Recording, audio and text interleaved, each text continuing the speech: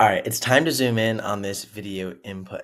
We'll be talking about this even more in our next module, but it's important you understand this now because before you click the button to generate a scene, we want to know, is this video going to end up how we want? So I know I've honed this point in a few times, but your video that is generated is a combination of your start frame, which is the literal start frame of your video. It'll help you with visual consistency and exactly how you want that start to chart. And then the video input, which the video input itself is going to be that prompt that goes along with the start frame to end up creating your final video. Pretty exciting stuff. But again, we want to make sure now that we've made sure our start frame looks good, we want to make sure our video input also sounds good. So your video input here, this is for an 8-second shot, right? And this one kind of mentions, what happens in great detail. So it's a slow dolly forward from a close-up on Lieutenant Sarah Miller, a focused comms agent, her face softly illuminated by the vibrant glow of a tactile screen displaying dynamic maps and real-time surveillance data. As the camera gently advances, it reveals her attentive fingers swiftly navigating the interface, highlighting critical coordinates. The camera then widens to a broad view of the bustling White House comm center, where military and communications personnel are intently focused at their sleek, curved desks. One prominent screen zooms in to reveal suspicious military activity unfolding, adding a subtle tension to the scene.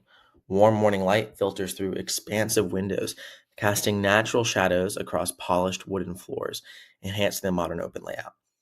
This, right, is very detailed and it's great. It's going to show us exactly really what's going to come out in the video.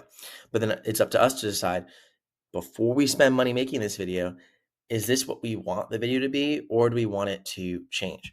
So for instance, I can edit this whole thing manually and just make some changes. So maybe I want to change the sound effects. We don't want the timer at all. Maybe we don't want Lieutenant Sarah Miller, to be the character that we're focused on. And I could just change this and swap out the character. But I can also edit with AI here. And I could say something like, can change to be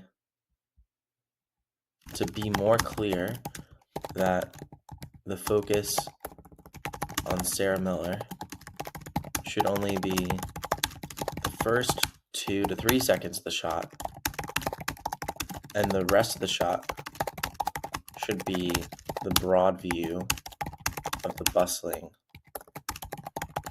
White House comm center. So now what will happen is it's going to generate a modified video prompt, and we can actually see what the changes are between the current prompt and the new prompt.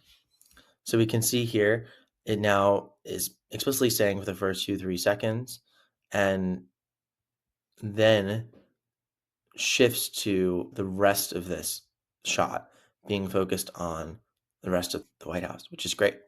And then it tells us exactly what changed at a high level. Adjust the timing and focus within the 8-second shot to clearly indicate the close-up only applies the first 2 to 3 seconds, and then it pulls back to view the whole White House comm center. This is great. So we're going to click Apply Changes. And now we'll actually be able to generate video, which we're going to be doing in our next module. But I hope this was a really good walkthrough of how you can understand how to ultimately make your shot list exactly what you want and be able to create some beautiful start frames and great video input.